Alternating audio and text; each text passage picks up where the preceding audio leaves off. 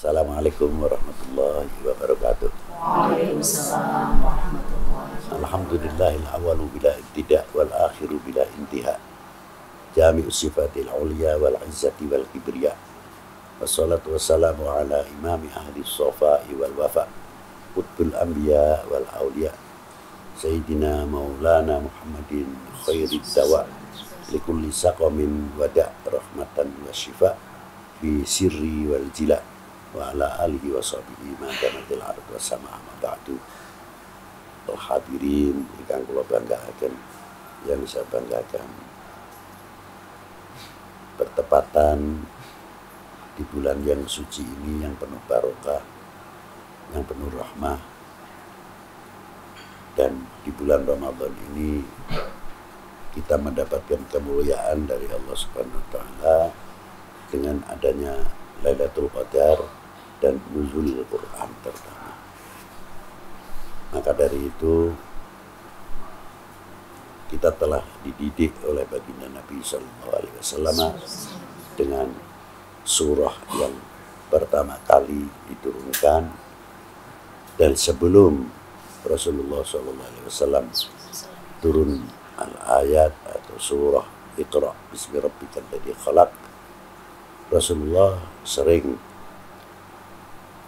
karena yang namanya khalwat di dalam gua Hira atau lainnya sampai 10 hari, 20 hari, 30 hari, dan 40 hari. Hadis ini dipakai oleh tarekat Naqsyabandi Khalidiyah.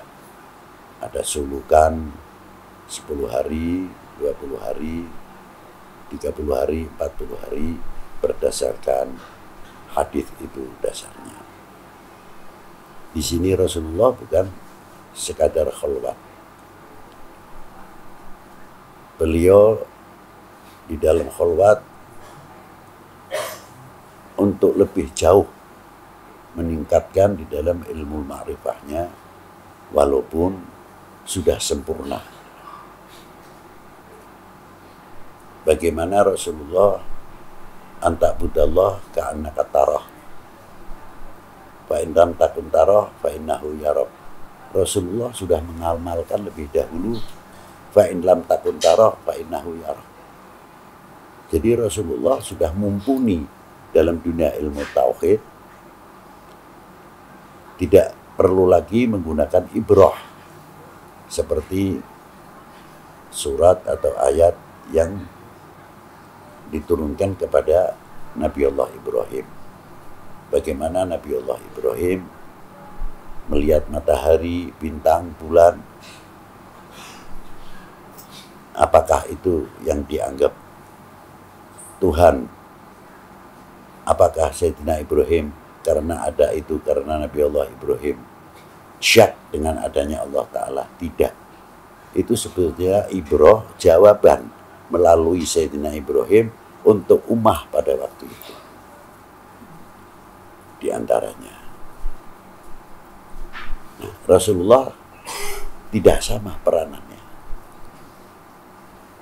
Rasulullah ketika datang surah Iqra bismi rabbikal ladzi khalaq, bukan sekadar untuk membaca ayatil kaun. Rasulullah kalau ditafsirkan membaca ayatil kaun, Rasulullah sudah lebih tahu tentang bagaimana ciptaannya Allah Subhanahu wa taala. Dan tidak sekadar melau ciptaannya Allah Ta'ala, tidak sebatas itu, tapi Rasulullah sangat mengerti selain Allah adalah makhluk, selain Allah adalah hawadits. Rasulullah lebih tahu kepada Allah Ta'ala, bila mana qadim datnya pasti qadim sifatnya, bila qadim sifatnya mesti qadim af'alnya, bila mana qadim af'alnya pasti qadim kalamnya. Rasulullah sudah sangat mumpuni dalam hal ini. Makanya ada yang menafsirkan Iqra, bacalah, atau ayatul kaun. Tapi satu sisi kita mengambil Iqra bismi rabbikal ladzi khalaq, ay Iqra alimu ummatik, ajarkanlah kepada umatmu bismi rabbika, nyebut nama Tuhanmu, supaya tahu mana yang wajib dipertuhan dan mana yang tidak wajib dipertuhan. Sampai seterusnya dikenalkan bahwa makhluk semuanya apa yang telah diciptakan oleh Allah Ta'ala. Iqra' bismi rabbikal ladzi khalaq, khalaqal insana min 'alaq. Alaq ada yang menafsirkan tanah liat, kejadian manusia.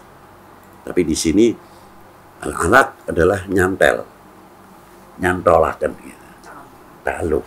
Jadi apa yang telah diciptakan oleh Allah Ta'ala tidak mungkin lepas daripada Allah Subhanahu wa Ta'ala. Alaqohnya itu di sini.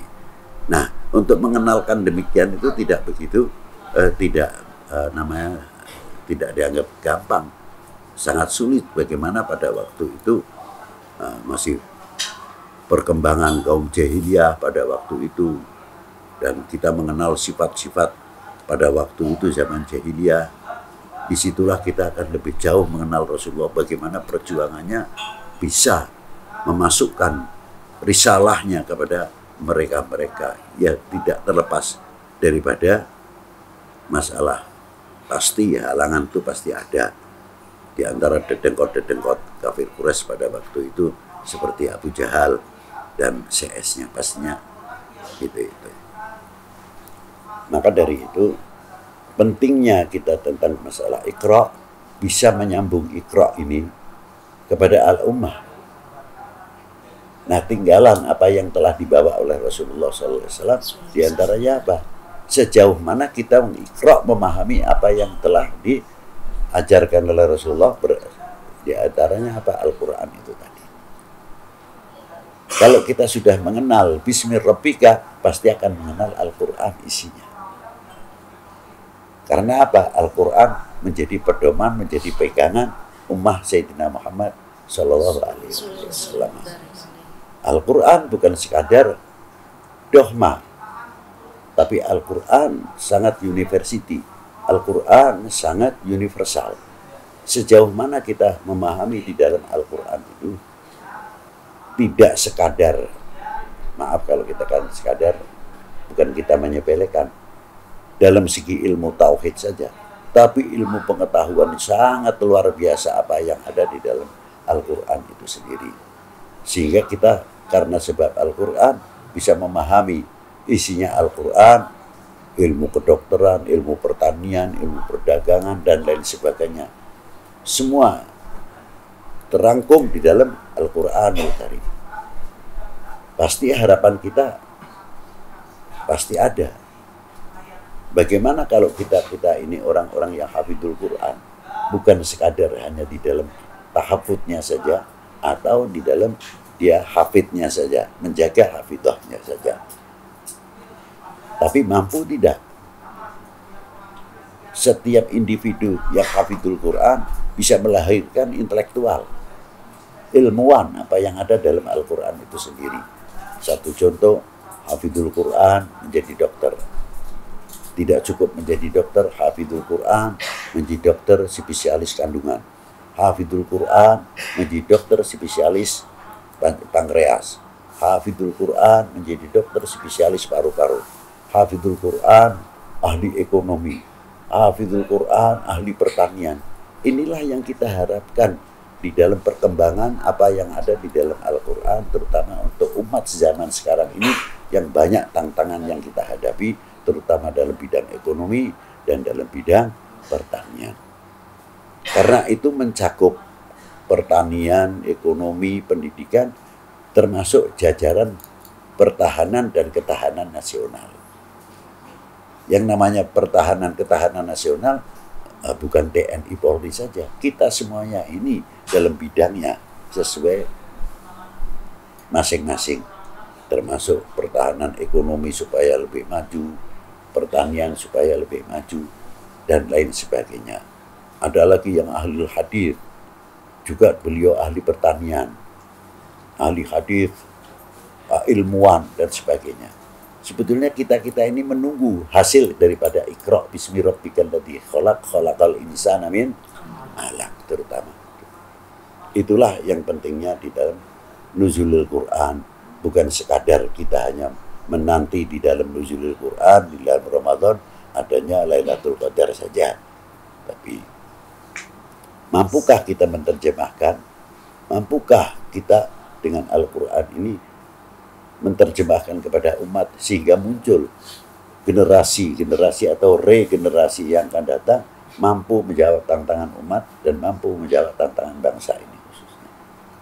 Inilah intinya di antara pentingnya Al-Quran. Monggo apabila ada pandangan-pandangan lain dari ibu-ibu ini. Ya, saya kira bagus sekali kesempatan kita bertemu pada malam hari ini.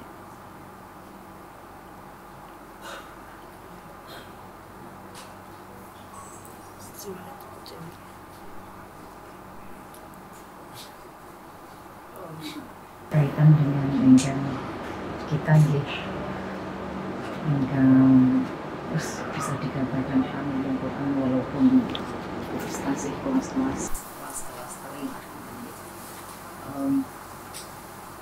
Berikut bagaimana cara kita untuk pemberdayaan diri agar kita bisa mengetahui apa yang ada di dalam Al-Quran itu menjadi sebuah ilmu pengetahuan yang sangat bisa diterapkan pada masyarakat. Ya, itu pertanyaan yang bagus sekali ya. Yang pertama kita membangkitkan masyarakat itu cinta dulu kepada Al-Quran. Ini kuncinya. Yang kedua, tidak harus tahfidzul Quran. Tapi yang penting bagaimana kita itu mencintai Al-Quran dahulu. Mau belajar Al-Quran. Nah, pasti kita tidak bisa terlepas dengan guru. Sebab kita tidak mudah untuk memahami Al-Quran tanpa guru. Ya. Publik ini kita bawa dengan tahfidzul Quran, dengan syiarul Quran, seperti kita masuk ke desa atau di mana kita jamiah tahfidzul Quran ini, bisa enggak tahtiman di masjid ini, tahtiman di masjid ini untuk merangsang supaya daya tarik mengembangkan daripada buah nuzulil Quran. Itu yang penting. Sehingga mereka betul-betul memahami, tapi harus tahu konsumsinya. Kalau memang masyarakat itu belum tentu semuanya alim, belum tentu semuanya pinter. Kalau hitungan kita nih wis iso maca alhamdulillah. Tapi tidak stuck atau berhenti di maca tok. Bagaimana meningkatkan di dalam membaca tentang masalah Al-Quran. Itu yang penting dahulu. Nah, kalau sudah ini mulai berkembang, orang mulai ta'alluq kepada Al-Quran. Lebih-lebih kalau kita yang membawa pinter itu bagaimana yang ada dalam ilmu pengetahuan dalam Al-Quran. Nah, itu daya tarik lain lagi. Ya, bedah. Wah, sebelum Quran itu dalam ya, Quran itu luar biasa. Nah, inilah. Itu. Ternyata dalam Al-Quran tidak mengatakan boleh dan tidak boleh saja. Tapi secara ilmiahnya juga luar biasa. Itu di antaranya. Lain lagi, mau gue bersoal. Secara ilmiah itu yang kita belum tahu. Contohnya ya, kados tanaman, seperti tanaman. Tanaman itu mungkin bermanfaat, tapi kalau kita tidak tahu dianggap itu adalah rumput. Ya, bisa saja. Ya, contohnya satu contoh orang menanam kumis kucing, kecibeling, dan pohon-pohonan yang lain. Kita tidak diberitahu bahwa ini adalah herbal untuk obat-obatan. Ya mana mungkin orang itu hanya menanam satu keindahan saja, memetiknya. Tapi yang manfaat kepada tanaman-tanaman itulah yang harusnya awam itu mengetahui. Ya. Nah, itu memerlukan pembimbing. Tidak mungkin akan kita tahu sendiri, itu satu hal yang tidak mungkin. Tapi coba kalau kita beritahu orang yang sedikit pinter lah, pengalaman. Wah, apa banget tuh. Bagus sekali kalau mau nanam kecibeling di kompes kucing ya. Terus ini pohon pacar, delima dan sebagainya. Loh, bagaimana sih Pak? Kok bagus ya? Ini khasiatnya luar biasa. Untuk kencing batu, untuk kencing apa macam-macam dalam kumis kucing ini. Lalu buah delima manfaatnya, daunnya adalah begini-begini. Jadi ini merupakan apotek hidup nantinya. Dan jenengan kalau nanam ini manfaatnya besar. Nah, orang itu akan timbul kesemangatan di dalam menanam. Karena tahu khasiatnya luar biasa. Nah kalau sudah tahu khasiatnya luar biasa, ngeman-ngemannya muncul, sayangnya akan muncul. Orang sembarangan metik daun dan sebagainya. Itulah. Coba satu contoh ulama-ulama kita atau kesepuhan-kesepuhan kita para pendahulu. Nah, kalau ada orang mau minta suruh, wis jam 5 ora usah. Ya kalau kita selalu seolah-olah kita ini ilmu dari mana? Ya kan? Padahal sangat rasional. Sangat rasional. Apa rasionalnya? Mulai jam 5:30 atau jam 5 mulai ke atas, itu mulai peredaran perubahan cuaca udara. Penggantian waktu sore, waktu siang ke waktu malam. Nah, di antara jam 5 sampai nanti jam 11 malam, itu udara masih kotor sekali. Masih kotor sekali. Nah, pengaruhnya kepada pohon-pohonan yang baru capek dari pagi, akarnya mencari makanan dan daunnya memasak untuk kepentingan pertumbuhan daun itu sendiri, capeknya luar biasa. Belum waktu menghadapi untuk jam 5 sore. Ketika dia capek kita petik gitu. Nah, itu resiko bagi pohon itu sendiri dengan pergantian udara atau waktu siang dan malam. Maka orang tua dahulu mengatakan sore ora ilok, ora oleh ngisuk nek Pak Jaluk. Nah, ini ilmiahnya sebetulnya luar biasa. Nah, itulah. Jadi ini ada semuanya secara ilmiahnya. Tinggal kita cara penyampaiannya bagaimana terhadap awam. Ya. Orang itu pertama kan tahu khasiatnya ini, gunanya ini. Orang awam tuh sebagian seperti kita sendiri mau kiyeng baca apa wiridan, nek dituduhi khasiate. Ya fadilahnya begini-begini. Wah, beneran nih. Iya. Tapi nanti akan meningkat. Ketika kita akan menuntut khasiat, malu rasanya. Loh, ibadahku ki mung kang njaluk tok apa? Apakah kita membaca Al-Quran ini suatu kewajiban untuk kita semuanya? Masalah pahala urusannya Allah Subhanahu wa Ta'ala. Tapi kita harus menjaga Al-Quran, kita harus menjadikan Al-Quran ini wasitoh pendekatan kita kepada Allah Subhanahu wa Ta'ala, bukan pendekatan karena khasiat. Tadinya kita mengambil fadhail asma'illah, fadhail ayatillah dan lain-lainnya. Tapi ketika kita lebih meningkat, perubahan pasti berbeda. Itu diantaranya. Abud. Mungkin ada pesan kangge seluruh CMKH supados kita bisa untuk tetap semangat dan menjaga hafalannya. Terus apalagi ini mau nuzul Quran gitu. Ya. Mudah-mudahan bagaimana caranya agar kita tetap semangat agar mendapatkan nuzul Quran itu betul-betul karena Allah Subhanahu wa Ta'ala. Ya, di antaranya itu tadi pentingnya nuzul Quran di dalam bulan Ramadan ini. Kalau kita semangatkan dengan nengkene Lailatul Qadar, ayo bareng-bareng ngadang Lailatul Qadar sampai tanggal 1 dari mbuh dinane apa itu urusannya Allah Ta'ala maringake. Ning ayo kita ikhtiar ngadang. Kedua kali biar dapat barakatul Ramadan. Satu sisi barakatul Quran, kedua barakatul Ramadan. Nah, kedua kali untuk menyemangatkan kita kepada teman-teman kita di dalam Al-Quran, Rasulullah, walaupun ini hadis kaitannya dengan ahli bait Nabi SAW. Rasulullah bersabda, inni tariku fikum muttaqalain. Kita meninggalkan untuk kalian dua hal. Yang pertama, Al-Quran untuk menjadi pegangan kita semuanya. Yang kedua adalah menitipkan putra wayai Kanjeng Nabi sallallahu alaihi wasallam. Terutama di sini wa itrati ahli bait ini yang dimaksud ulama.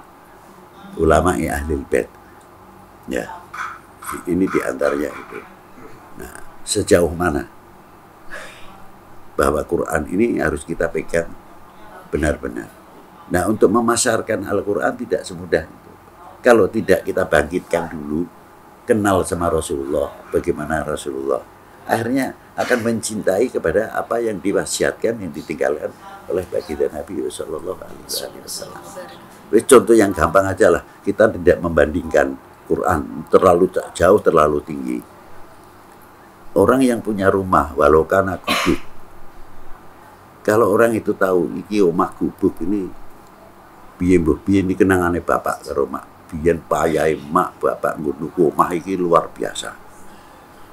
Anak itu akan menjaga, bukan menitik beratkan rebutan warise. Nah, itu. Tapi dan sangat menghargai piyelah omah iki. Nah, kalau kita sudah menghargai jauh kepada orang tua, insya Allah akan saling menerima di antara apabila rumah itu menjadi rumah waris. Dan ketika dibagi akan saling menerima. Yang dewe kesel ora apa-apa, ora sing kesel wong tua loro, dewe tinggal terima bagian wis alhamdulillah kan itu kan. Karena kita tahu jasanya orang tua, bagaimana jerih payahnya orang tua. Itu diantaranya. Satu contoh yang kecil-kecilan saja lah untuk membangkitkan kita. Apalagi sampai ada dawuh Kanjeng Nabi sallallahu alaihi wasallam. Nawiru buyutakum. Cahayailah rumahmu dengan qiraatil Quran. Kan sangat luar biasa sekali. Lah ini sudah membudaya atau belum? Tiap rumah-rumah teman-teman kita, ayo kita budayakan nawiru buyutakum. Nah, supaya kita itu bangga begitu kan. Coba kita kembangkan dengan cara teknis kita masing-masing. Ini yang penting. Nah, kalau ini bisa mengusahakan, ayo cahayailah rumahmu dengan Al-Quran. Insya Allah akan perkembangan. Siapa sing ora pingin sih? Tak kayak contoh sing gampangan, Al-Quran terlalu dhuwur lah. Kita satu kampung, satu gang, satu rumah kedatangan wali gede, ulama besar. Bagi orang-orang yang terpancing, ya Allah, mbok aja kono bae sih omahku, ya mbok muga-muga kelepon. Iya kan? Ini baru manusia. Tapi orang ini mempunyai kedudukan di hadapan Allah Subhanahu wa Ta'ala. Kita ingin kecepretan. Lah pemane Quran, Bu? Ya kan? Bagaimana Quran? Luar biasa di sini. Nah, maka dari itu pentingnya kita syiarul qiraatil Quran untuk menjadi cahaya rumah per rumah untuk kita semua. Nah, maka dari itu kita tidak perlu sungkan-sungkan atau agak mundur gini. Ayo kita step by step perjuangkan melalui nawiru buyutakum bi qiraatil Quran dengan dasar ini. Itu aja. Cukup tak kira. Terima kasih. Semoga Allah Ta'ala memberikan kemanfaatan kepada kita semuanya. Billahi taufiq wal hidayah wal afu minkum.